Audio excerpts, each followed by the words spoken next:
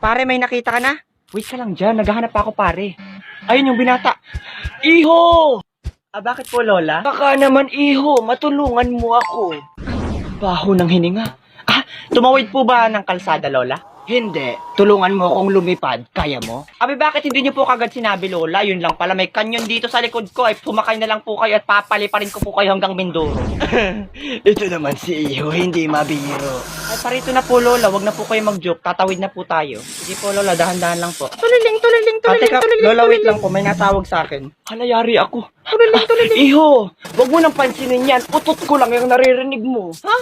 Kakaiba po, Lola, yung tunog ng utot niyo, tunog ng bana. Bakit may pinasok po ba kayong bell sa puwet niyo? Ang buwisit na bata ito, Tuliling. Teka lang, Lola, may natawag talaga eh. Iho, mauna na pala ako. Okay na ako dito. Salamat sa pagtulong, ha? Talaga, ginawa ko lang yung cellphone ko. Hoy, teka lang. Lola, ano yung nakabukol sa bulsa mo? Ay, Tutoy, wala lang yan. Pigsa lang yan.